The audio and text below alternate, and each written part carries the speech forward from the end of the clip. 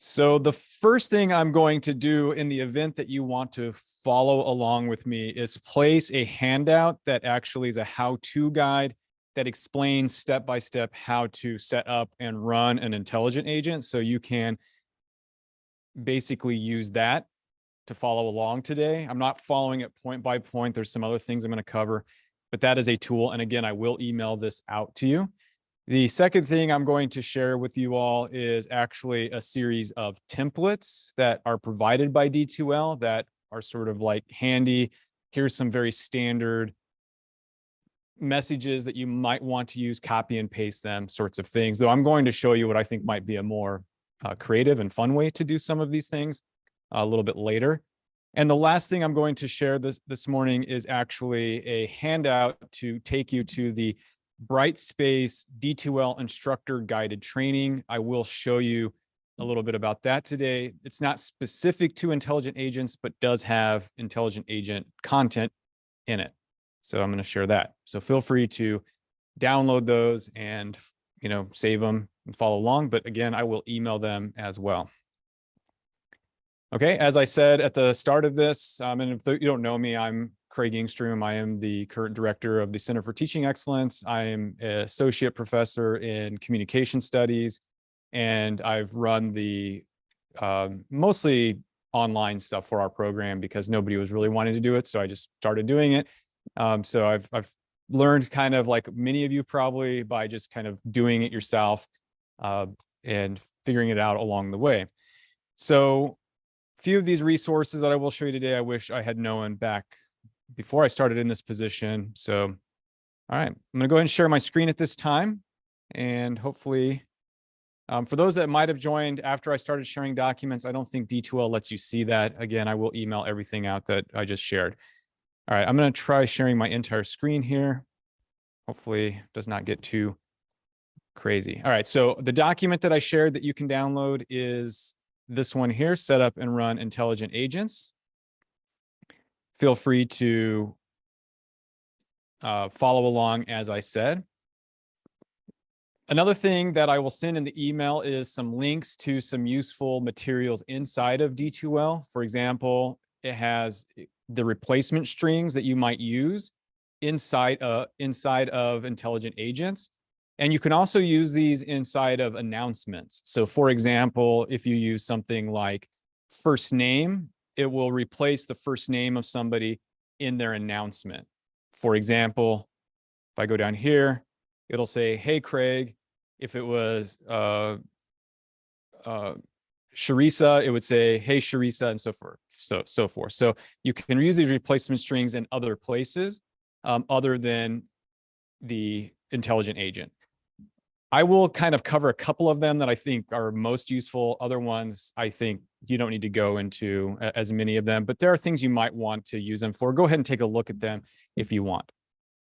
Another thing that they have as part of the sort of guides and resources are just, I think, cool ideas for like how to do interactive gaming experience in D2L. So again, if this is kind of your thing and you want to learn, go ahead and kind of follow the bookmarks I will send you, as well as just maybe join the Brightspace community.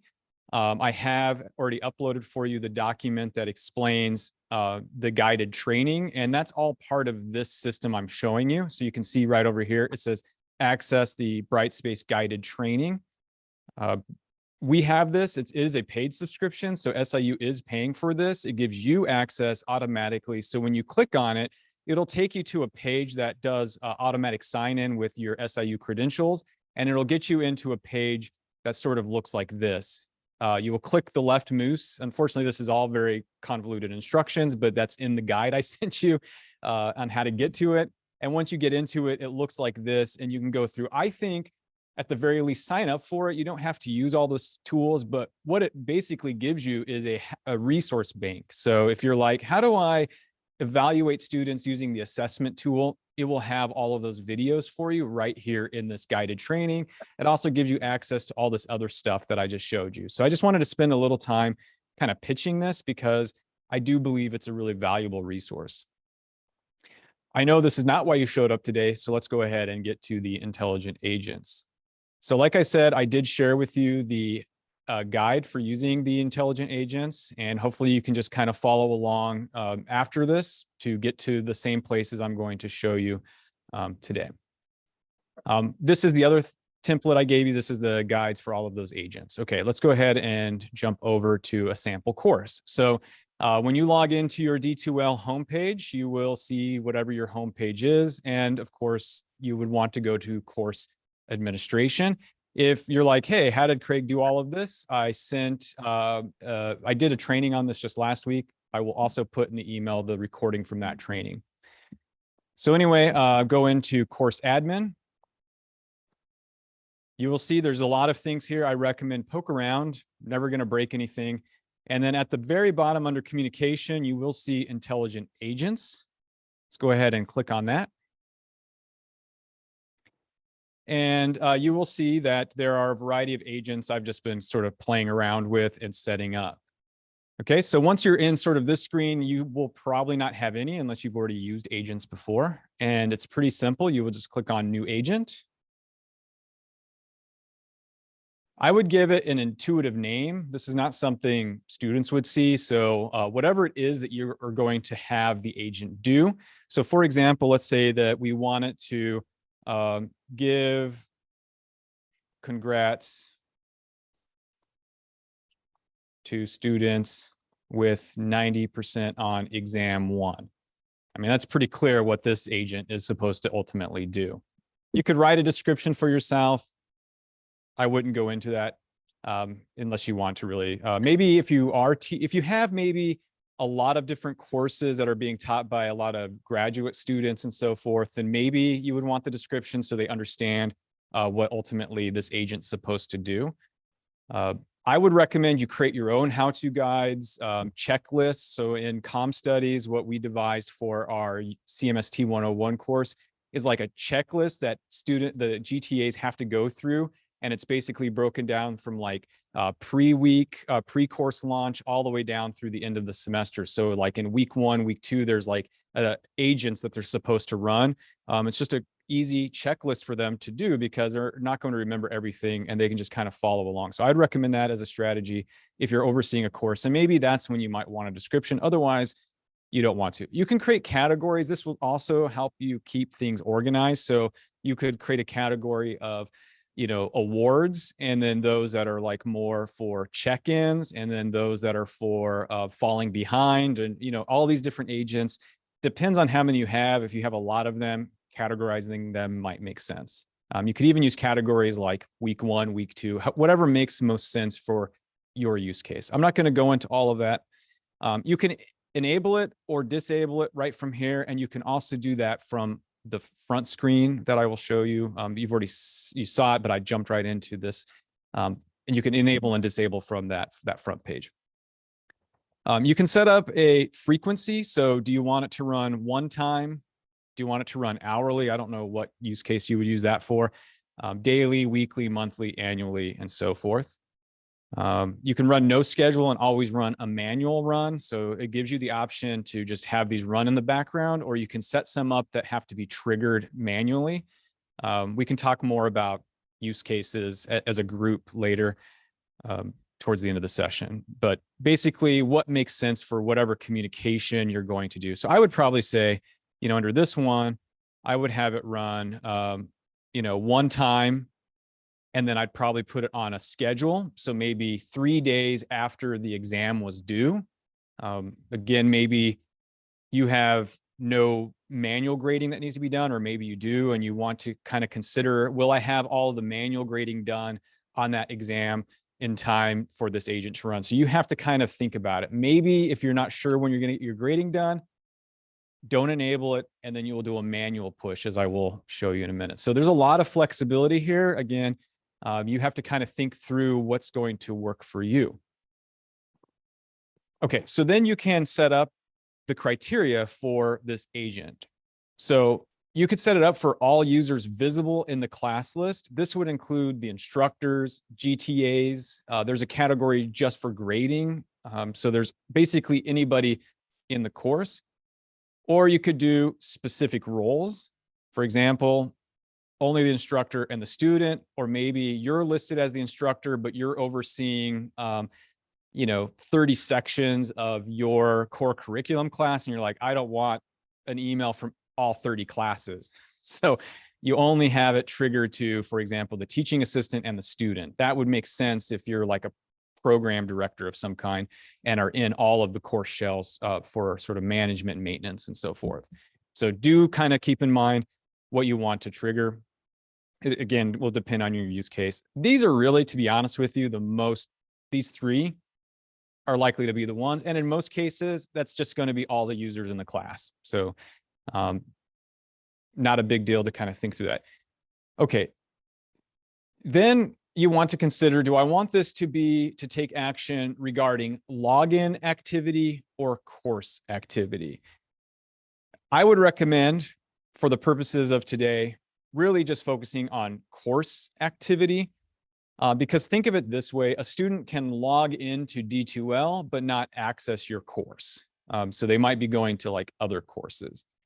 Now, maybe there are scenarios where your course is once a week. It's easy for students to forget about. They might log in, but not check your course. And then you might want to trigger a login activity.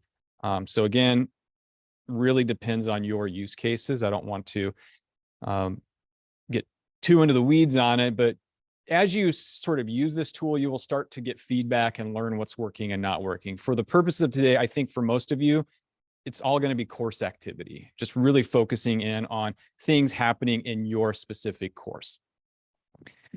So one thing you can set up, though, is that they haven't accessed the course for a certain period of time. There was some discussion, if you joined the session with D2L last week, on how frequently that should be. I used to do it 4 days. That's probably too frequently. We got a lot of sort of not polite emails from students who felt they were being spammed. It makes sense. If they log in on a Thursday for a Tuesday-Thursday class and then don't come back till Tuesday, they might get triggered in that. So figure it out. Maybe you want to not let a week pass when a student has not accessed the course. And this would be basically a trigger that could go to them regardless of what other elements you have set up for the agent. You could just create a trigger, an agent for this. So if you did that, you could come up here and say, for example, no access of course for 7 days. And then that might be all that you set up to trigger the agent. So you can do that and do other actions if you want.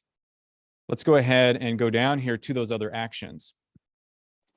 So there's a couple of options here. You can have it trigger on the first time that this is satisfied by the user, or you can set it up on a recurring schedule and then basically say, do this every time the agent runs in the background, identifies a student that meets these criteria, and send them the email. Again, this will depend on what the agent is. So if you're giving a congratulations to those who get a 90% or higher, and you know that you do not accept any late examinations, you could probably just do it one time. If, however, you're teaching a class where students can kind of take the exam whenever they please, there are courses like that. They maybe have a 4-week window to get that exam done, then maybe you want it running in the background kind of consistently and just kind of sweeping in those students, because you would like to give the award to students closer to the time they actually submitted it, if that makes sense. Like, you wouldn't want to wait 4 weeks if a student did it right on day 1 to give them that award. You kind of want to encourage students to keep going. So you would set it up to kind of go more frequently. All right. Anyway, it does give you details about all of this and guidance. So when you click on that, it'll give you some more details. All right. So now we get down to, okay, what email do you want to send to students? And really that's what intelligent agents are, is just automated emails. There are a few other ways that you can use this, and I will go into that. Okay. So basically it'll come to the My Courses. That's where it's going to come from to the students. Now, unfortunately, if they're getting a lot of messages from My Courses and not attending to them, their spam might be picking it up. So you might want to tell students that you're using this and say to them, go ahead and add my courses at SIU to your address book so that it does not flag messages coming from this course as spam. It does give you sort of things that you can do to change the name, reply to, and so forth.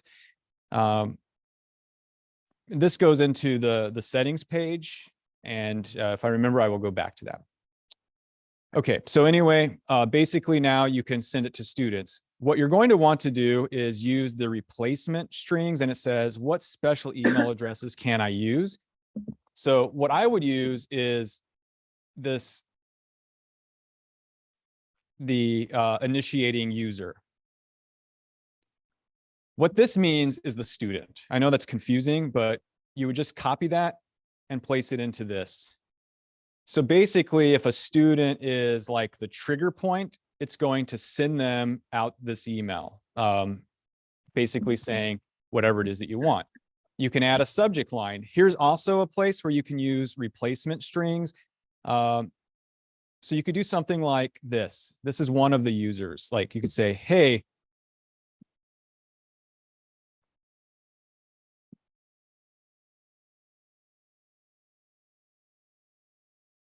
something like that. You could say, so what it would do is kind of put in their subject line, hey, Craig, hey, Thomas, whoever it might be, kind of giving them a more personal subject.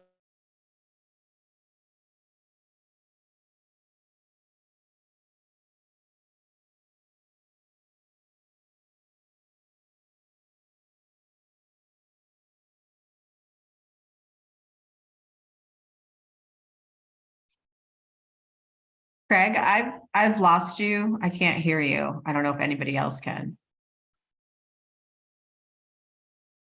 I can't hear him either. Yeah, Same here. he went blank when he hit that. Me too.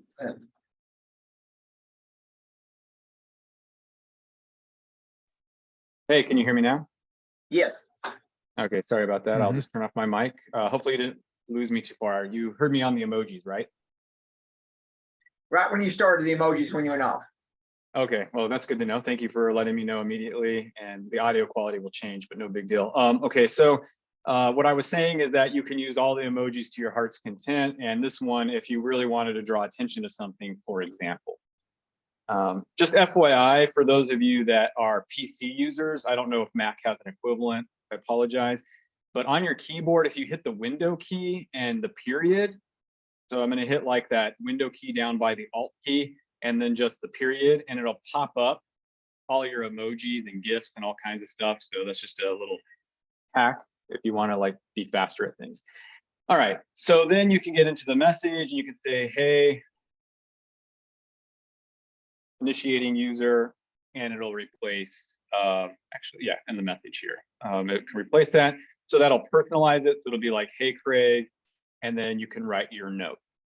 Now, again, there are all of these templates that you can use. I was playing around today with ChatGPT, and I said, hey, write me a congratulations message to a student who earned a 90% or better on an exam in the voice of Sheldon from Big Bang Theory.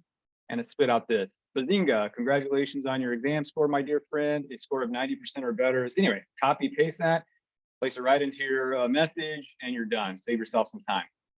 So there you go. There's a good use of ChatGPT. And we do have a ChatGPT session coming up. Aaron Scott is joining us for that to talk about how he's using it in design, not ChatGPT, but other artificial intelligence platforms. So I think we scheduled that for like the 17th or something. I'll be sending out a message on that if you're interested in how to use AI in your teaching. Anyway, so basically you can write your message, you can upload a document, you can even record a personal message and attach it. You can link to things specifically in your course. So it gives you all of the functionality that you would expect, just like you get when you're doing announcements. Okay, let's go ahead and make sure that I have the title there. I'm going to hit save and close here. And it'll send it back. Now, it shows me that it is disabled because I had turned that off. So what I can do is actually click run now, and it will trigger that to run. So that's how you manually do a run. You would just click run now. If you don't want to email anybody, but you want to sort of see how many users qualify for that. So this is one way you can use intelligent agents to get a quick report. Maybe you actually don't want to send an email. You merely want to know how many students in my course fit the criteria that I set up. You can just do a practice run and it'll actually tell you. So let's see if we can run one of these. I don't know, this is a course that's no longer in session. See if it does anything.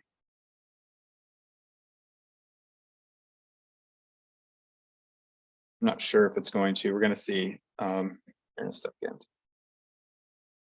I'll refresh that, see if it's done. Yeah, I think because it's not an active course, it's not running anything. But basically, it would show up here, the results of the run. You would get a little like URL that you can click, and it'll show you the list of students that meet the criteria. So one thing you could do is kind of say, you know, maybe you're concerned, you haven't really used it yet. Run a practice run so that you get an email. It will send you an email saying that this has been done. You can come and look at it. What's it looking like? And maybe on your first instance, try to choose something that might only send an email to 2 students or something, or even just your GAs or whatever, so that you get a feel for what it's going to be like. Because you don't, if it says you're going to run it and 50 are going to get it, and you're not 100% sure what it's all going to be like, and you don't want to get suddenly a bunch of confused students. If it's in a live class, that's a way to test it. So again, you just use the drop-down menu. You can edit your agent. You can copy it and build off of it if you have one that's pretty similar. You can go in and look at all the history of all the different runs. You can export it if you need it for compliance. You can run the practice run to get a sense of what the agent will do, or just to get a report. You can click run now, and that will manually trigger it. It will override the automated messages criteria. You can do that, or you can delete it. I don't want this agent anymore, and so forth. Let's go over to here and just see like actually what that looks like. I forgot I had pulled one up. This is in a course. Oh, no wonder that didn't pull anything up, because there's actually no students ever in this course. I forgot I was in the master shell. Okay, so yeah, this is one where we hit set up. And so for example, here's an agent that we set up. One of my favorite agents to run is if a student hasn't clicked on a specific file, let's say the prompt for the assignment, by like a week out of its being due, or 3 days, whatever I think a student would reasonably need to get the project done, I will trigger those emails because I don't want them to miss an assignment prompt. So that's an example of folks. So you can just set it up for like an exam. If they haven't taken it and they only have 1 day to do it, you can set it up for that. Anyway, so it'll pull up the identified users, as you can see here, and it says, okay, we sent the emails and so forth. So again, just a really great tool to use. So that's kind of the rundown on intelligent agents. One thing I would also throw out while I have you, before we get to again some Q&A, I know it's taken up right to the 30-minute mark, but I'm happy to stick around to answer some questions, is you can down here have students and maybe show them that under the admin tool, I'm sorry, under their name, if they go to notifications, by the way, you can do this as well if you're interested, but under notifications, and I've shown this every time I do a talk because I really want people to know about it, the Pulse app, they can download it for Android or Apple, and it will show them, if whoever's using calendars in their course, some instructors don't, but it would show them what's due in a push fashion. And finally, they can change their email address, and they can add their phone number to receive text messages. And then they can choose what do they want to receive messages on. So for example, even this one, assignment due date or end date is 2 days away, and they want an SMS message to never forget, definitely do that. Now, if you're an instructor that is really kind of coaching students to do this, and you are using these things, and then suddenly you mess up and don't add it, you know, be kind to students. Maybe they're relying, you've trained them to rely on the SMS message. So if you forgot to put it in the calendar, maybe be a little forgiving if they're a little late. All right, I'm going to go ahead and stop there and go back to any questions you might have, any thoughts, comments, concerns. I do see there's a few items in the chat here. All right, yeah, Gail also lost the benefit time. Some of my students prefer a different name from what is listed on the D2L class list. How is the best handled? Can students easily request a change via IT? I will get back to you on that, but I believe they can actually change preferences in D2L without changing so what will not change is what's listed on your class list that comes out of Banner, but they can in D2L change their preferred name in the system of D2L. And they can also choose pronouns. So I will get back to you. I know that there's capability there. I've not used it myself or shown students that. So that's a really good question. Does anybody on the call actually know the answer to that?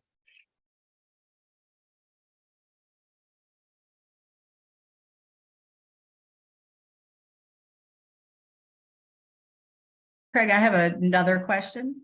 Sure. I didn't see in that practice one that you just went through with the congratulations on the 90%, where there was kind of where you put in that criteria, like Oh. if 90% or greater on this assignment, like I didn't see that. Yeah, I totally. I mean, I clearly messed when that they up, didn't I? haven't logged Yeah. in or haven't accessed the course, I see that, but Yeah. Sorry, everybody. Thank you for pointing that out. I totally jumped over that. That's one of those things where, yeah, it's under. So if I'm following along, sorry, I was trying to be methodical, but totally jumped over it. Sorry about that. This is an important criteria. If you're going down under the criteria, there's the release conditions here. Yeah, that's pretty important. You would click create. If you haven't already created one, if you already have a release condition, you can actually browse for the ones you've already created. Here's where you would do that. So here's all of the conditions. There's like submission to folder. If you wanted to send an email to students saying, thank you for your submission, they actually automatically get one from D2L. So I wouldn't set that one up. If you're giving out badges or awards, you can do that. If you're using checklists, competencies, any of that, let's just go down to probably what most people will do. So this is where I was doing the visited content, not visited content. That's the one I like a lot. So I'd pull that up and I would say they haven't visited the speech prompt as an example. So this is tied directly to your assignments that you've created. So if they have not visited that, when I set up the email and the trigger and so forth, this is the criteria. So let's go down. They could actually have grades. So you could do grade value on a grade item. And then we would choose, let's say, the exam, a chapter 1 quiz, and you could do greater than or equal to 90%, click create, and that creates the agent. Thank you for pointing that out. Super important. Was that helpful? perfect. Yeah, I think the best way to kind of think about what's available to you is really just go in and create a test one and look at what the options are for you.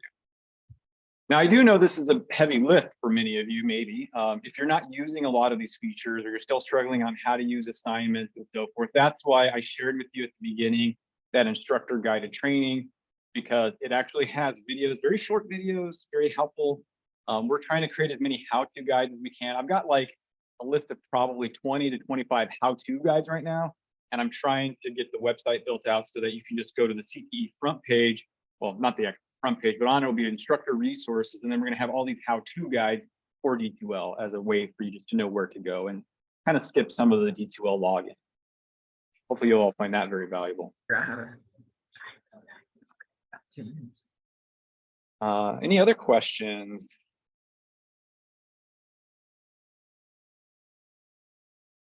We'll put a timestamp for those who join later or watch the recording that around the 32-minute mark is when I actually show you the right thing on the criteria. Just drop my pen.